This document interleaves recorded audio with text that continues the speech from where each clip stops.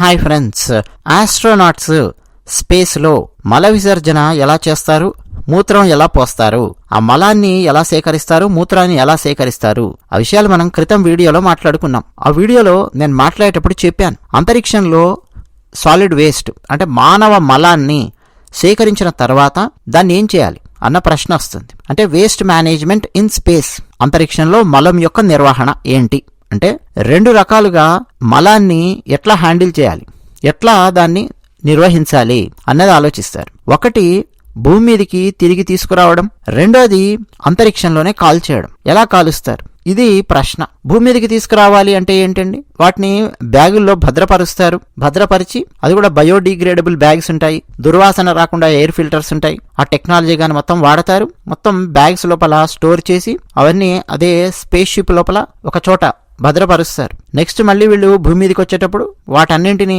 వీళ్ళ space ship లో లేదా వీళ్ళ క్యాప్సిల్లో తీసుకొని వెనక్కి వస్తారు. ఇది మనకు స్ట్రైట్ ఫార్వర్డ్ గా అర్థమవుతోంది. కానీ అంతరిక్షంలో కాల్ చేయాలి అంటే ఏం చేయాలి? ఇప్పటివరకండి ISS అంటే ఇంటర్నేషనల్ స్పేస్ స్టేషన్ లో ఉన్నటువంటి ఆస్ట్రోనాట్స్ వాళ్ళ మలాన్ని వాక్యూమ్ సీల్డ్ బ్యాగ్స్ లో భద్రపరుస్తారు. ఆ బ్యాగ్స్ చాలా టైట్ గా పూర్తిగా సీల్ చేయబడి ఉంటాయి. సో దట్ మలం అనేది బయటకు వచ్చి అంతరిక్షంలో తేలడము అలాంటిది జరగదు. ఆ బ్యాగ్స్ ను ప్రోగ్రెస్ కార్గో షిప్ అనే ఒక వేస్ట్ మేనేజ్మెంట్ మాడ్యూల్లో దాచిపెడతారు. ఒక్కోసారి ఆ కార్గో షిప్ నిండిన తర్వాత దాన్ని భూమి వైపుకు వదిలేస్తారు.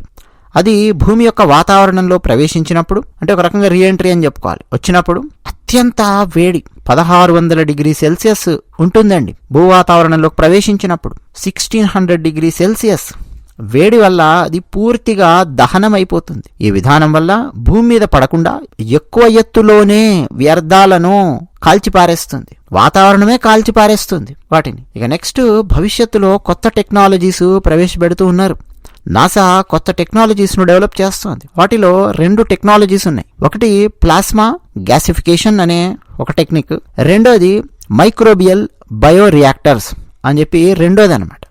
ప్లాస్మా గ్యాసిఫికేషన్ అనేది మలాన్ని ప్లాస్మా శక్తిగా మారుస్తుంది. అటువంటి ఒక టెక్నాలజీని డెవలప్ చేస్తోంది నాసా. అలాగే రెండోది మైక్రోబియల్ బయోరియాక్టర్స్ అంటే వ్యర్థాలను మళ్లీ ఉపయోగించుకోవడం ఎలా అన్న ఆలోచన. అంటే ఆ సాలిడ్ వేస్ట్ ని తీసుకెళ్లి పడేయకుండా మలాన్ని దాన్ని ఎట్లా మళ్ళీ ఉపయోగించుకోవాలి అని చెప్పి ఆలోచిస్తున్నారు.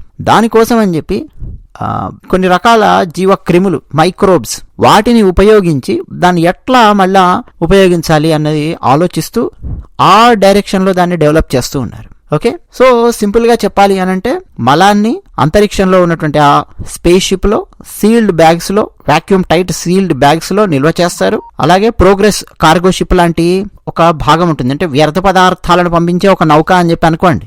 దాచి ఆ వేస్ట్ ని మొత్తం భూమి వైపుకు పంపిస్తారు. అంటే దాన్ని మోసుకొని రావాల్సిన అవసరం కాదు, భూమి వైపు పంపిస్తారు. భూ వాతావరణంలోకి అది ప్రవేశించగానే ఆ టైంలో ఈ వేస్ట్ మొత్తం ఆటోమేటిక్ గా కాలిపోతుంది. ఎందుకంటే స్పేస్ నుంచి ఏదైనా సరే ప్రచండ వేగంతో ఒక వస్తువు ఒక ఆబ్జెక్ట్ దూసుకొని వస్తోందంటే భూమి యొక్క వాతావరణంలోకి ప్రవేశించగానే ఆ ఫ్రిక్షన్ దెబ్బకే 1600 డిగ్రీ సెల్సియస్ ఉష్ణోగ్రత అక్కడ పుడుతుంది. ఆ దెబ్బకే అది కాలిపోతుంది. సో ఇది జరుగుతుందన్నమాట.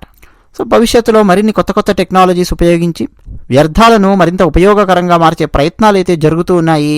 ఇవన్నీ కూడా అండి పూర్తిగా నాశనమయ్యే న్యాచురల్ ఇన్సినరేషన్ ప్రాసెస్ అని చెప్పి పిలవచ్చు. సో మరిన్ని విషయాలు మనం మరో వీడియోలో మాట్లాడుకుందాం. అంతరిక్షంలో మూత్రాన్ని శుద్ధి చేసి నీళ్లుగా మారుస్తారు అని చెప్పాను నేను నా మొదటి వీడియోలో. ఎలా మారుస్తారు, అసలు ఏం చేస్తారు, దాని గురించి మనం తర్వాత వీడియోలో మాట్లాడుకుందాం. ధన్యవాదాలు.